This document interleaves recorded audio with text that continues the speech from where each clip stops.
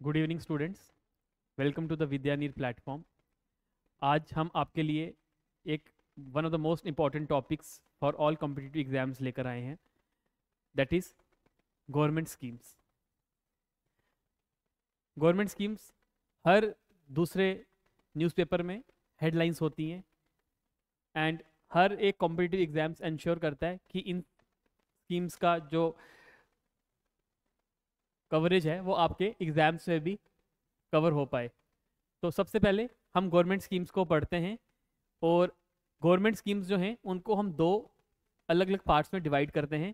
पहली है central sector scheme, दूसरी होती है centrally sponsored scheme. Centrally sector schemes वो स्कीम्स होती हैं जिसमें एंटायर फंडिंग और इम्प्लीमेंटेशन जो है वो सेंटर की एजेंसीज करती हैं। फॉर एग्जांपल, अगर एक स्कीम है जिसका नाम आप ले लो ए है, उस स्कीम में 1,000 करोड़ रुपए की फंडिंग चाहिए। ये पूरी की पूरी फंडिंग कौन देगा? सेंटर की government, that is union government. और इस स्कीम को इम्प्लीमेंट कौन करेगा?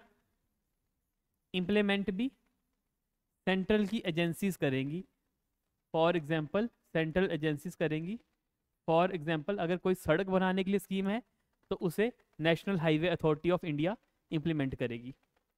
ये होती है हमारे पास सबसे पहली, जिसको हम बोलते हैं central sector schemes. Second type की स्कीम्स जो है हमारे पास हैं वो होती हैं centrally sponsored schemes. Centrally sponsored schemes वो स्कीम्स होती हैं जिसमें भागीदारी देखी जाती है। भागीदारी किस किस की? एक सेंटर की प्लस स्टेट गवर्नमेंट्स की। इन दोनों के कोलैबोरेशन के थ्रू जब आप किसी स्कीम को इम्प्लीमेंट करते हो और उनकी फंडिंग करते हो, उस तरह की स्कीम्स को हम बोलते हैं सेंट्रली स्पॉन्सर्ड स्कीम्स।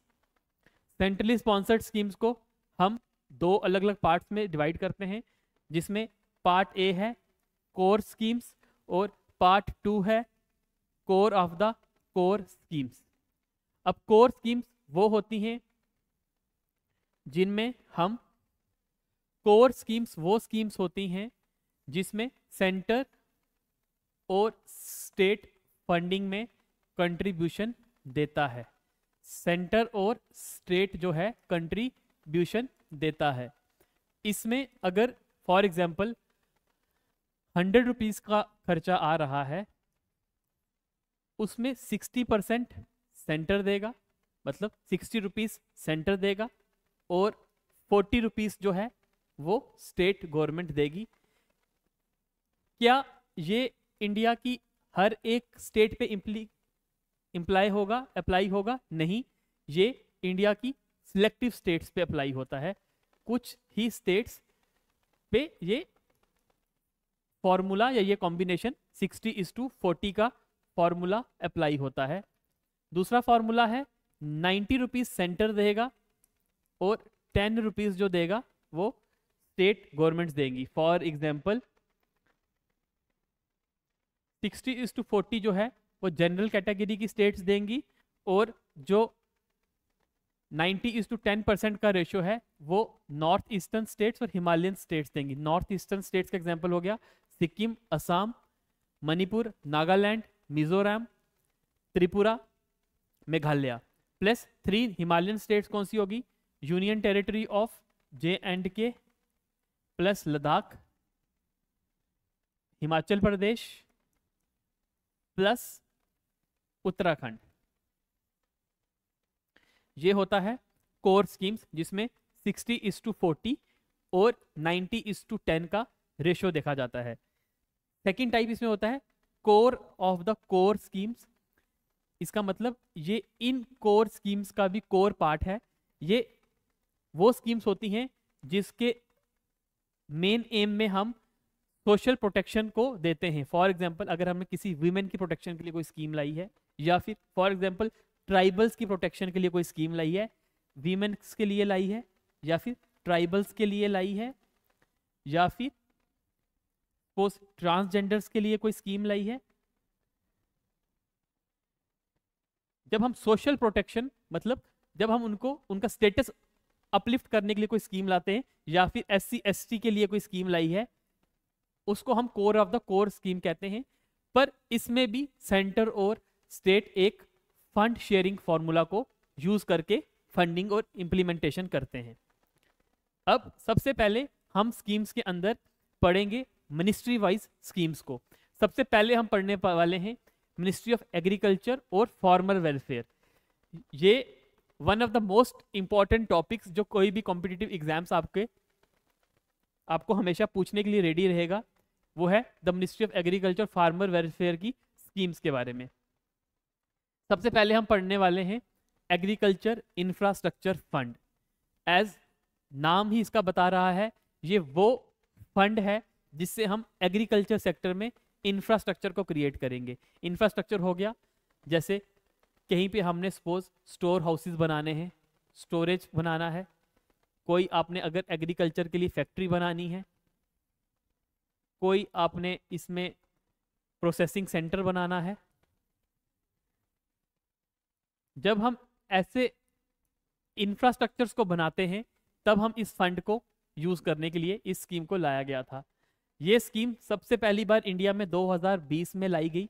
बहुत इंपॉर्टेंट पॉइंट कि किस ईयर में ये इंडिया में आई थी, 2020 में इंडिया में इस स्कीम को लाया गया था। और ये एक सेंट्रल सेक्टर स्कीम है, दैट मीन्स 100% इसका पैसा कौन देगा, सेंट्रल गवर्नमेंट देगी। और इसको इम्प्लीमेंट कौन करेगा, नाबार्ड। ये है एक सेंट्रल एजेंसी जिसको सेंटर कंट्रोल करता है for agriculture and rural development. ये है national bank for agriculture and rural development, NABARD इसको इंप्लीमेंट करता है। इसका एम क्या है, ये स्कीम क्यों लाई गई, ये फंड क्यों किया गया, ताकि हम मीडियम टू लॉन्ग टर्म डेप्ट दे सके। डेप्ट मींस उधार, हम उनको मीडियम टू लॉन्ग टर्म उधार दे पाए। किसको देना है, या तो आप एग्रीकल्चर सोसाइटीज को दो ताकि वो ये फैसिलिटीज बना पाए, या तो फार्मर्स को दो ताकि वो कोई मशीनरी या फिर कुछ स्टोर हाउस अपने खेत या फार्म में क्रिएट कर पाए, या फिर आप फार्मर प्रोड्यूसर ऑर्गेनाइजेशन किसी एक ऐसे ग्रुप ऑफ फार्मर्स को दे दो, या फिर सेल्फ हेल्प ग्रुप्स, अगर कोई फीमेल्स जिन्होंने ग्रुप बनाया जो एग्रीकल्चर प्रमोट कर रही है उनको दे सकते हो, या फिर स्टेट एजेंसी या फिर state agriculture producing marketing companies को आप दे सकते हो। क्या ये उधार किसी इंटरेस्ट के साथ दिया जाएगा या फ्री दिया जाएगा, कैसा दिया जाएगा, उस सब के बारे में हम पढ़ेंगे। सबसे पहले देखना है, अगर आप इस डेप्ट को ऑन टाइम पे करोगे तो आपको इंटरेस्ट सबवेंशन मिलेगा, मतलब कुछ % ऑफ आपका इंटरेस्ट माफ कर दिया जाएगा। और इसमें दोनों तरह के, इसमें हम पोस्ट हार्वेस्ट एग्रीकल्चर इंफ्रास्ट्रक्चर को क्रिएट करते हैं। मतलब आज आपने देखा होगा, अगर आप एग्रीकल्चर हार्वेस्टिंग के बाद आप अपने राइस को ओपन में, कई बार हम फार्मर्स देखते हैं कि वो छोड़ देते हैं, जिसकी वजह से बारिश होने के बाद वो जो राइस की क्रॉप है वो खराब हो जाती है, जो हमने फसल हार्वेस्ट की थी वो खराब हो जाती है। तो सेंट्रल गवर्नमेंट का फोकस था कि हम ऐसे इंफ्रास्ट्रक्चर्स को बनाएंगे जहां पे हम फसल को काटने के बाद स्टोर कर पाएंगे। ये पोस्ट हार्वेस्ट एग्रीकल्चर के ऊपर फोकस करेगा ताकि हमारी प्रोडक्टिविटी कहीं वेस्ट ना हो पाए। जैसे आप ये देख लोगे कि ये फाइनेंसिंग फैसिलिटी है for post harvest management infrastructure बनाने के लिए। इसमें हम गवर्नमेंट ने 1 लाख करोड़ रुपए का फंड इकट्ठा किया हुआ है, जिससे हम फार्मर्स को या फिर इन 500 टाइप ऑफ ऑर्गेनाइजेशंस को वो देंगे, जिसकी वजह से इंफ्रास्ट्रक्चर क्रिएट हो पाए। और हम इंटरेस्ट सबवेंशन 3% पर एनम का फोकस लेके चल रहे हैं। नेक्स्ट हम देखते हैं नेक्स्ट इंपॉर्टेंट स्कीम है प्रधानमंत्री फसल बीमा योजना। जैसे नाम ही बता रहा है, बीमा इज इंश्योरेंस। जब हम क्रॉप्स को इंश्योरेंस करते हैं तो इसको हम बोलते हैं प्रधानमंत्री फसल बीमा योजना। ये एक सेंट्रली स्पॉन्सर्ड स्कीम है, मतलब इसमें कुछ % ऑफ फंड जो है वो सेंटर देगा और कुछ % जो फंड है वो स्टेट गवर्नमेंट देगा। इसमें दोनों सेंटर और स्टेट गवर्नमेंट कंट्रीब्यूशन दे रहे हैं इसमें प्रधानमंत्री फसल बीमा योजना पे। क्या नेक्स्ट पॉइंट होगा, हर एक फार्मर को इसको ज्वाइन करना कंपलसरी है या नहीं, वो है वॉलेंट्री। यहाँ पे हर एक फार्मर की अपनी मर्जी है, चाहे वो इसको ज्वाइन करे या ना करे। दैट मीन्स अगर ज्वाइन करता है और उसकी फसल को नुकसान होता है तो उसको सेंट्रल गवर्नमेंट इंश्योरेंस देगी, अगर नहीं करता है तो उसे इंश्योरेंस नहीं मिलेगा। अब देखिए, ये pre sowing to post harvest period को कवर करता है। मीन्स खेत पे बीज बोने की स्टेज से लेके फसल काटने की स्टेज तक, उसके बाद अगर कोई नुकसान होता है तब तक के लिए हम इस स्कीम को यूज कर सकते हैं। इसमें हर तरह का फार्मर, चाहे वो उधार पे लेके जमीन को खेत यूज कर रहा है, या फिर कुछ हिस्से पे भागीदारी पे अपनी खेत पे क्रॉप्स को ग्रो कर रहा है, हर तरह के फार्मर्स को हम इसमें इंक्लूड कर रहे हैं। और इसमें हम, इसका मेन एम क्या है, ताकि अगर उनकी नुकसान हो रही है फसल, तो आप उसको एक तरह का इंश्योरेंस या अमाउंट दो, ताकि इंश्योर हो पाए कि उसकी इनकम एक स्टेबिलिटी के साथ सरवाइव कर पाए। और साथ ही साथ अगर उसके पास इन हैंड पैसा होगा तो वो अपनी फील्ड में नई नई स्कीम्स, नई नई एग्रीकल्चर प्रैक्टिसेस को लेकर आ पाएगा। अब याद रखिएगा, इसमें हम खारिफ क्रॉप्स को भी इंक्लूड करते हैं, राबी क्रॉप्स को भी इंक्लूड करते हैं, खारिफ को भी करते हैं, प्लस कमर्शियल हॉर्टिकल्चर क्रॉप्स को भी कवर करते हैं, जिसमें हमारे पास हमारे फ्रूट्स, वेजिटेबल्स, ऑयल सीड्स, सब कुछ इंक्लूड होता है। अब ये 2016 में गवर्नमेंट ऑफ इंडिया ने इस स्कीम को लाया था।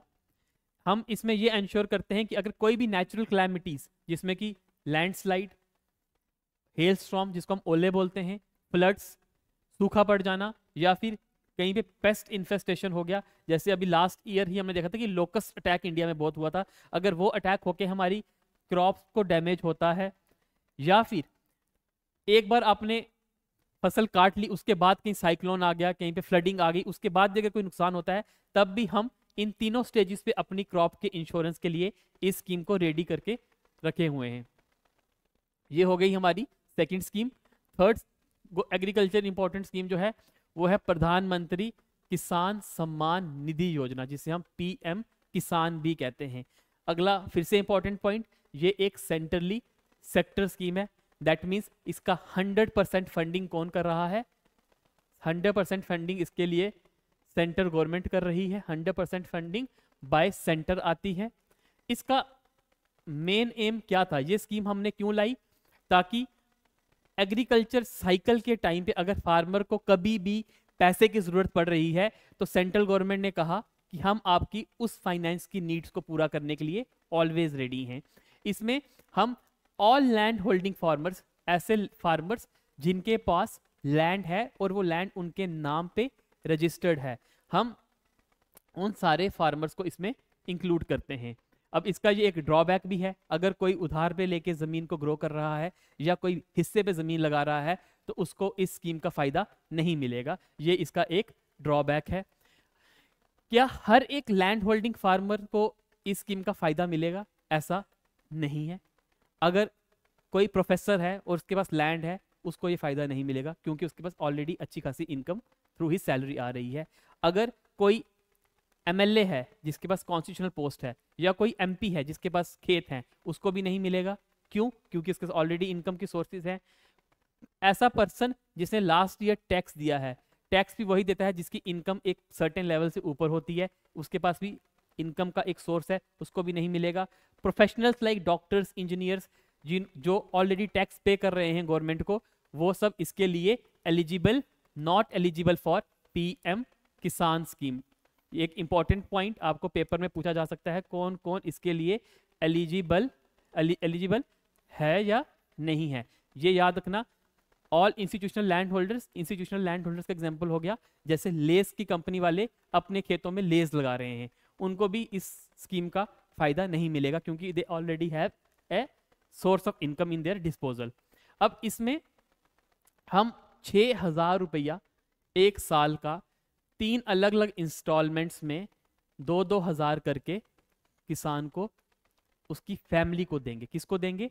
फैमिली ऑफ द फार्मर देंगे। 2,000 rupees per installment, 2,000 rupees per installment हम फैमिली ऑफ द फार्मर को देंगे। अब इस फैमिली की डेफिनेशन भी इस स्कीम के अंदर मेंशन है। उसमें कौन कौन आता है? किसान, उसकी वाइफ और उसका माइनर बच्चे।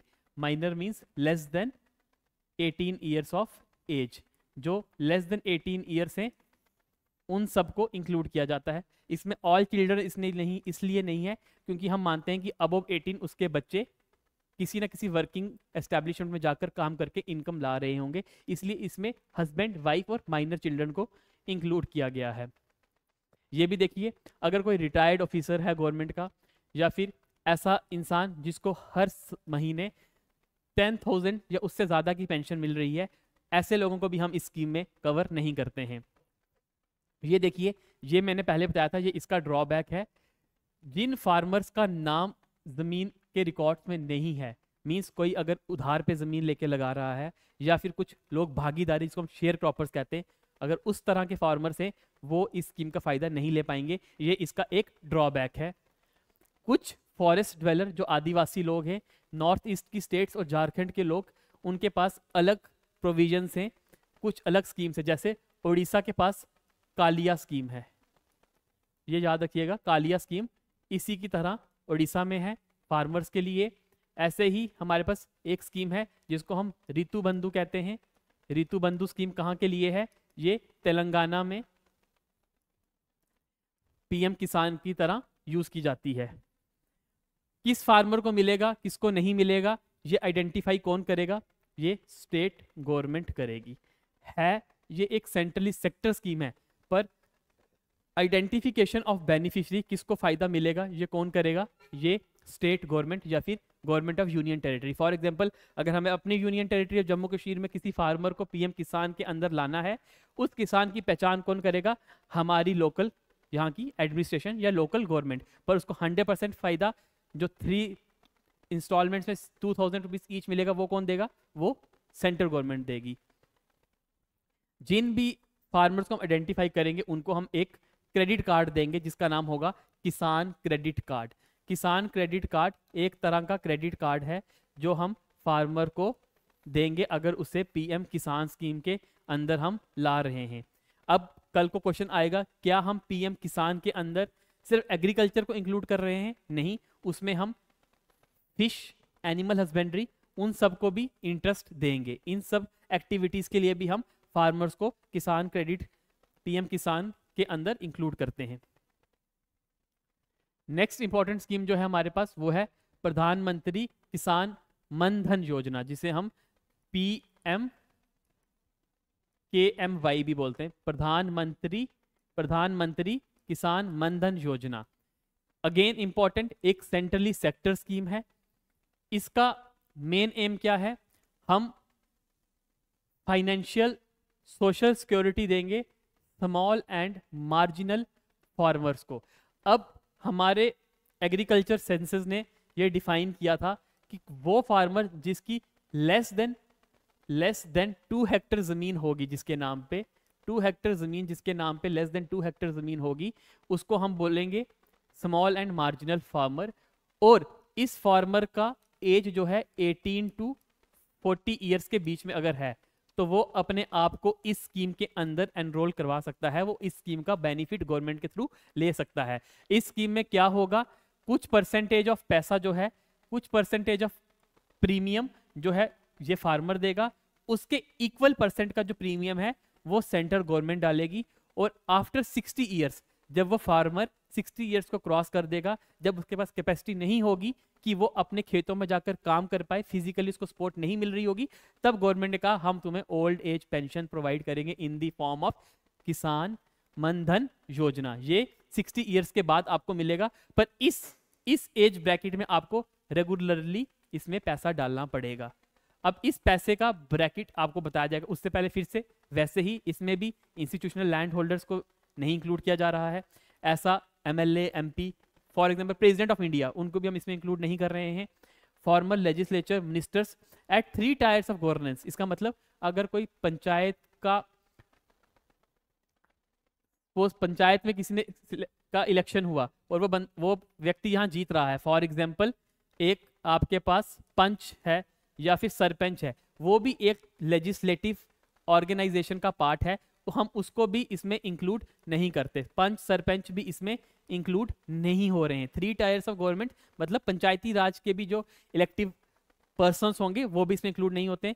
ऐसे पीपल जिन्होंने लास्ट ईयर टैक्स दिया हुआ है, डॉक्टर्स, प्रोफेसर्स और other professionals, retired officers of government, उन सबको भी हम नहीं इंक्लूड करते। एक इंपॉर्टेंट पॉइंट, अगर इनमें क्लास 4 या फिर ग्रुप डी के एम्प्लॉयज है, फॉर एग्जांपल जो सबसे लास्ट रंग ऑफ हायरार्की में आते हैं, जो last class of working people है, जिसमें हम कह सकते हैं अगर कोई सपोज क्लास 4 का पीपल जो मल्टीटास्किंग कर रहा है, उनको हम इस स्कीम में फायदा देंगे, वो इन सब में नहीं आ रहे हैं। प्लस कोई ऐसा फार्मर जिसने इससे पहले किसी और सोशल सिक्योरिटी स्कीम का फायदा लिया है, for example new pension scheme के अंदर किसी को फायदा मिल रहा है, तो उसको भी हम इस स्कीम के अंदर एनरोल नहीं करेंगे। अब यहाँ देखिएगा क्या मिलेगा उसको, उसको 60 ईयर्स के बाद 3000 रुपीज पर मंथ पेंशन मिलेगी। कब मिलेगी? अगर वो मंथली ₹55 से ₹200 कंट्रीब्यूट करेगा। अगर कोई ऐसा इंसान है जो सबसे यंग है, जो कुछ कंट्रीब्यूट, जो इनकम नहीं है जिसकी, वो ₹55 भी पर मंथ डालेगा, उतना ही पैसा गवर्नमेंट ऑफ इंडिया भी उसमें 55 पर मंथ डालेगी। अगर उसकी इनकम थोड़ी ज़्यादा है तो वो शायद 120 रुपीज़ डाल दे, अगर उसकी इनकम अच्छी है तो वो 200 तक डाल देगा। ये एक अपर लिमिट ऑफ कंट्रीब्यूशन है, ये लोअर लिमिट ऑफ कंट्रीब्यूशन है। इक्वल कंट्रीब्यूशन सेंट्रल गवर्नमेंट भी डालेगी, और at the age of 60 years उनको ₹3000 पर मंथ मिलेगा। एक क्वेश्चन अराइज होता है कि अगर इस 18 टू 40 ईयर्स की एज में किसी फार्मर की डेथ हो जाती है, तो उसका जो कंट्रीब्यूशन है वो पैसा कहाँ जाएगा? उसका भी गवर्नमेंट ने एक हल लाया। गवर्नमेंट सेड कि उसकी जो स्पाउस, जो उसकी जो बीवी होगी, उसको 50% ऑफ द पेंशन मिलेगी उसके हस्बैंड की। अगर हस्बैंड की डेथ हो जाती है तो गवर्नमेंट ने कहा कि उसकी वाइफ को 50% ऑफ द पेंशन मिलेगी। नेक्स्ट स्कीम जो हम कवर करने वाले हैं वो है one of the most important schemes from agriculture, वो है प्रधानमंत्री कृषि सिंचाई योजना। सिंचाई के मतलब इरिगेशन। जब हम खेतों में पानी को प्रोवाइड करेंगे, ये स्कीम इरिगेशन के लिए लाई गई है। इरिगेशन का फोकस है इस स्कीम का। सबसे पहले अगेन सेंट्रली स्पॉन्सर्ड स्कीम, मतलब इसमें कुछ परसेंट फंडिंग सेंट्रल गवर्नमेंट डालेगी और कुछ परसेंट फंडिंग इसमें कौन डालेगा? स्टेट गवर्नमेंट डालेगी। प्रधानमंत्री कृषि सिंचाई योजना के अंदर हम वाटर बजटिंग करते हैं। वाटर बजटिंग मींस हम देखते हैं कि कितना पानी सप्लाई किया गया है, कितना पानी यूज हुआ, कितना पानी वेस्ट हुआ। एक इंपॉर्टेंट पॉइंट जो आपको एग्जाम में पूछा जा सकता है, वो पूछेगा कि हम वाटर बजटिंग किस किस चीज़ के लिए करते हैं। हम इसमें एग्रीकल्चर फील्ड में अगर कोई घर है उसके लिए भी करेंगे, अगर वहाँ पे एग्रीकल्चर क्रॉप्स ग्रो की जा रही हैं हम उसके लिए भी करेंगे, प्लस अगर वहाँ पे कोई इंडस्ट्रीज एस्टेब्लिश्ड है हम उनके लिए भी ये वाटर बजटिंग करेंगे। बेसिकली इस फंड में, इस योजना के लिए गवर्नमेंट ने फंड को बनाया, दो तरह के फंड बनाए हैं। एक फंड जो है वो है लॉन्ग टर्म फंड, दूसरा है माइक्रो इरिगेशन फंड। अब इस स्कीम को याद रखना, कोई पर्टिकुलर मिनिस्ट्री इंप्लीमेंट अकेले में नहीं कर रही, इसके अंदर 3 अलग अलग मिनिस्ट्रीज कंट्रीब्यूट कर रही हैं। पहली है मिनिस्ट्री ऑफ एग्रीकल्चर, दूसरी है मिनिस्ट्री ऑफ जल शक्ति, तीसरी है ministry of rural development. Central water commission जिसको हम CWC कहते हैं, प्लस मिनिस्ट्री ऑफ जल शक्ति जो है वो इसको मॉनिटर कर रही है कि ये स्कीम कितनी इम्प्लीमेंट हो रही है, कितनी इसकी सक्सेस है और कहाँ कहाँ पे हम पीछे रह गए हैं इसको इम्प्लीमेंट करने पे। अब देखो मिनिस्ट्री ऑफ एग्रीकल्चर का फोकस क्या है, वो कह रही है हम फोकस करेंगे पर ड्रॉप मोर क्रॉप, मतलब हम ये चाहते हैं कि एक एक पानी की बूंद से हम मैक्सिमम क्रॉप को ग्रो कर पाएं। ये मिनिस्ट्री ऑफ एग्रीकल्चर का फोकस है इस स्कीम के अंदर। मिनिस्ट्री ऑफ जल शक्ति क्या कहती है? मिनिस्ट्री ऑफ जल शक्ति कहती है हम एंश्योर करेंगे कि हमारे खेत के ऊपर जो पानी का मैनेजमेंट है वो 100% एफिशिएंट हो, हम पानी को वेस्ट नहीं होने देंगे और हर खेत को हम एंश्योर करेंगे कि उसको उतना पानी मिले जितना पानी उसको बंजर ना बनने के लिए चाहिए होगा। और थर्ड स्कीम जो हमारे पास है इसके अंदर वो है मिनिस्ट्री ऑफ रूरल डेवलपमेंट। क्या कर रही है? वो इंटीग्रेटेड वाटरशेड मैनेजमेंट प्रोग्राम कर रही है। वो कह रही है हम रूरल एरियाज में, हम जितने भी फार्म के एरियाज हैं वहाँ पे ये एंश्योर करेंगे कि वाटर डेवलपमेंट जो है, वाटरशेड, वहाँ की रिवर्स, वहाँ के पॉन्ड्स, जितना भी एरिया है अगर हमें वहाँ रेन वाटर हार्वेस्टिंग करनी है, हम इन सब के लिए फोकस को करेंगे। नेक्स्ट एक बात याद रखिएगा, ये जो मिनिस्ट्री ऑफ रूरल डेवलपमेंट है ये फोकस कर रही है इंटीग्रेटेड वाटरशेड डेवलपमेंट प्रोग्राम पे। इसके अंदर हमने 3 अलग अलग प्रोग्राम्स को इंक्लूड कर दिया है। एक हो गया ड्रॉट प्रोन एरियाज, वो एरियाज जहाँ पे सूखा और अकाल बहुत ज़्यादा पड़ता था, उसको हम फोकस कर रहे हैं। दूसरा डेजर्ट के एरियाज को फोकस कर रहे हैं ताकि यहाँ पे हम रेन वाटर हार्वेस्टिंग या फिर प्रॉपर इरिगेशन को प्रोवाइड कर सके। और तीसरा जो है इंटीग्रेटेड वेस्ट लैंड डेवलपमेंट, जितने भी हमारी वेस्ट लैंड हैं हम उनकी भी डेवलपमेंट करेंगे ताकि वहाँ पे हम एग्रीकल्चर एक्टिविटीज़ को प्रमोट कर पाएँ। एक बार यहाँ देख लीजिए ये स्कीम क्यों लाई गई, ताकि हम वाटर की मैनेजमेंट को कर पाएँ। पहला इसका फोकस रहेगा वाटर मैनेजमेंट, दूसरा हर खेत को पानी, तीसरा हर खेत को पानी है सेकंड पॉइंट।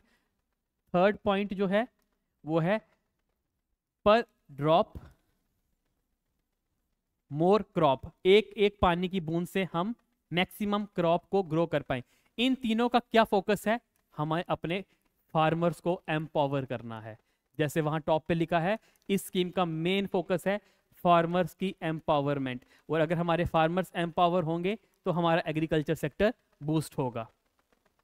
लास्ट एक और स्कीम जो इंपॉर्टेंट स्कीम इस national mission on oils, on edible oils. ये एडिबल ऑयल्स के लिए है, वो ऑयल्स जिसको हम खाने में यूज करते हैं, और पर्टिकुलरली हम फोकस कर रहे हैं पाम ऑयल्स में। जैसे कि आप देख सकते हो पाम ऑयल्स जो हैं एक साथ प्लांटेशंस की तरह ग्रो होते हैं।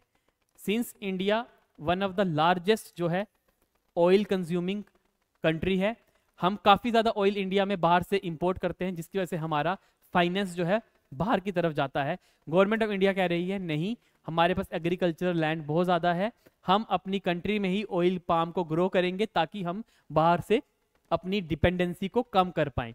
सबसे पहले एक सेंट्रली स्पॉन्सर्ड स्कीम है, मतलब अगेन इसमें कुछ परसेंटेज ऑफ मनी जो है सेंटर कंट्रीब्यूट करेगी और कुछ पार्ट ऑफ मनी जो है वो स्टेट गवर्नमेंट्स कंट्रीब्यूट करेगी। पर्टिकुलरली देखा जाएगा तो इस स्कीम का फोकस है हमारे नॉर्थ ईस्ट इंडिया पे, वही अगेन 8 सिस्टर्स असम, अरुणाचल, नागालैंड, मणिपुर, मिजोरम, त्रिपुरा, मेघालय और Sikkim, plus islands of Andaman Nicobar, क्योंकि ये वो एरियाज हैं जहां पे हम पाम की कल्टीवेशन को एक अच्छे लेवल तक कर सकते हो। ये बहुत इंपॉर्टेंट है। इस स्कीम को हम अगले साल तक या 2025 से 26 के जो फाइनेंशियल ईयर है तब तक हम इसको इंप्लीमेंट करेंगे। एक क्वेश्चन जो कॉम्पिटिटिव एग्जाम से पूछा जा सकता है कि वो पूछता है कि पाम जो है उसका ओरिजिन कौन से कॉन्टिनेंट या कौन सी कंट्री से हुआ है। आपको याद रखना है कि वेस्ट अफ्रीका से, जिसमें हमारे पास नाइजीरिया, नाइजर, सीरा लियोन जैसी कंट्रीज आती हैं, उस एरिया से हमें पाम की जो है वो ग्रोथ मिलती है। पाम पे हम फोकस इसलिए कर रहे हैं क्योंकि अगर 1 हेक्टर में आप सरसों को ग्रो कर रहे हो, सरसों अगर आपको 10 लीटर तेल दे रही है, 100 लीटर तेल दे रही है 1 हेक्टर से, तो पाम वहां पे ही आपको 500 लीटर देगा। तो आप कह सकते हो पर हेक्टर जो ईल्ड है वो पाम की ज्यादा है, इसलिए government of India palm oil पे फोकस कर रही है। अब इस स्कीम के अंदर हम क्या करेंगे, हम फार्मर्स को एक सब्सिडाइज या फ्री रेट पे पाम की प्लांटिंग्स या पाम की प्लांट्स देंगे, प्लस हम इंश्योर करेंगे कि आप इंटरक्रॉपिंग ग्रो करो। अगर यहाँ पे बीच में पाम है तो साइड में बीच में आप कुछ और भी लगा सकते हो। एस्टैब्लिशमेंट ऑफ सीड गार्डन्स और नर्सरीज, ताकि हम इनको सस्ते रेटों पे, सब्सिडाइज रेट पे फार्मर्स को दे पाएँ। हम इंश्योर करेंगे कि हम यहाँ पे वाटर पंप्स लगवा पाएँ। ये सब फोकस है इस स्कीम का। और हम इसके साथ साथ स्टेट ऑफ आंध्र प्रदेश, छत्तीसगढ़, गुजरात, अरुणाचल प्रदेश, असम, अंडमान निकोबार, ये सब वो स्टेट्स हैं इंडिया की जहां पे हम पाम की कल्टीवेशन को एक अच्छे लेवल पे ले जाकर इंडिया की ऑयल डिपेंडेंसी को बाहरले देशों से कम करेंगे। और लास्ट स्कीम जो हमारे पास आती है वो है mission on integrated development of horticulture. सबसे पहले आपको पता होना चाहिए हॉर्टिकल्चर क्या होता है। हॉर्टिकल्चर वो पार्ट ऑफ इंडिया का एग्रीकल्चर है जिसपे हम फ्रूट्स, वेजिटेबल्स, रूट और ट्यूबर क्रॉप्स, रूट और ट्यूबर क्रॉप्स का एग्जांपल हो गया पोटैटो, क्यों कि वो आपको फ्रॉम सॉइल मिलता है in the form of tuber. Onion, ये भी हमारा रूट्स का पार्ट है। गार्लिक, स्वीट पोटैटो, ये सब किसके एग्जांपल्स हैं, रूट्स और ट्यूबर प्लांट्स के। इसमें हम मशरूम्स, मसाले, flowers, bamboo, cocoa, cashew nut, coconut, aromatic plants को हम फोकस करते हैं, ताकि हम इसको इन सब को इस स्कीम के थ्रू इंडिया में इनकी प्रोडक्शन को इंक्रीज कर पाएं। Again it is a centrally sponsored scheme.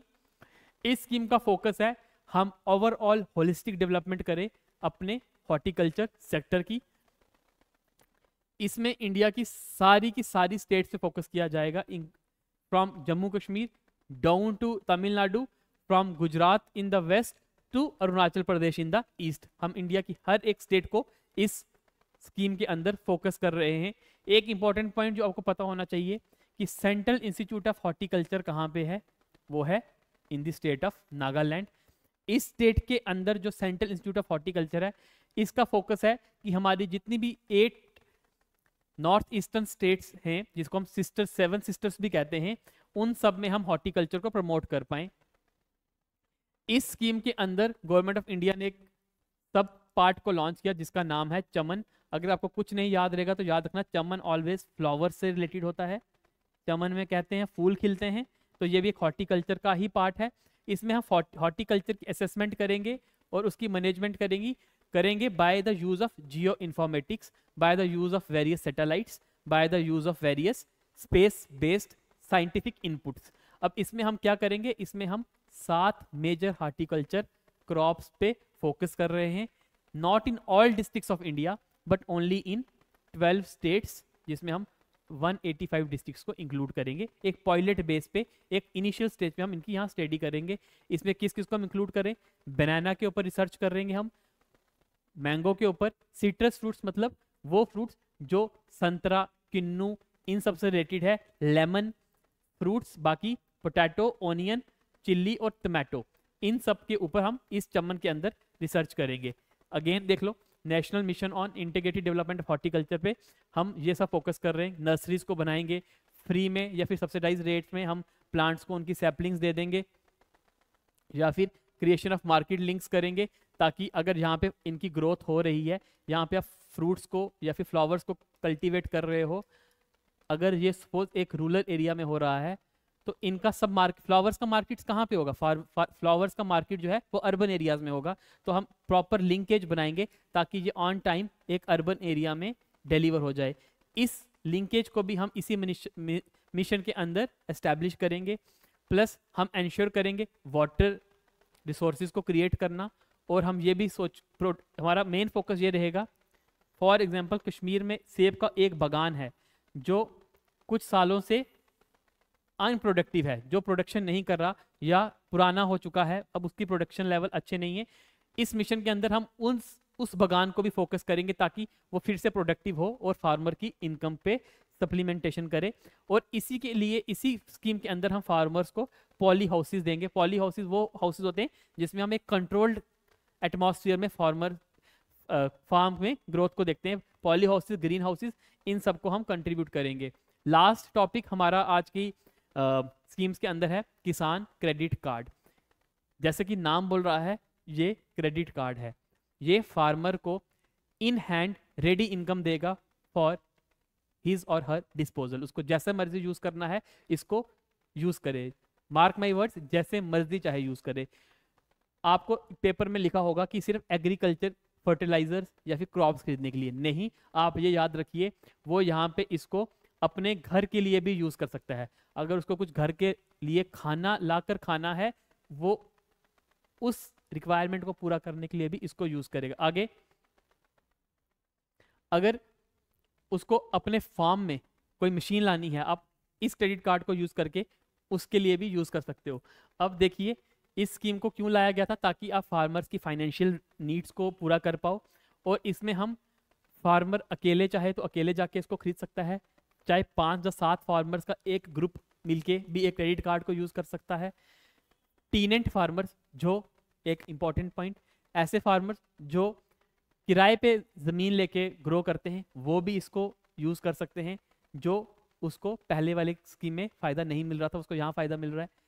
Oral Reiji, किसी को आपने मुंह पे उधार, ऐसे वचनों पे उधार दिया है कि हाँ कुछ देर के लिए तो मेरी ज़मीन लगा, ऐसे फार्मर्स को भी आप लोगे इस स्कीम के अंदर। प्लस शेयर क्रॉपर, जो हिस्से पे या भागीदारी पे लगा रहे हैं, हम उनको भी किसान क्रेडिट कार्ड देंगे। इसमें एग्रीकल्चर के साथ साथ एनिमल हस्बेंड्री और फिशरीज को भी कवर किया गया है।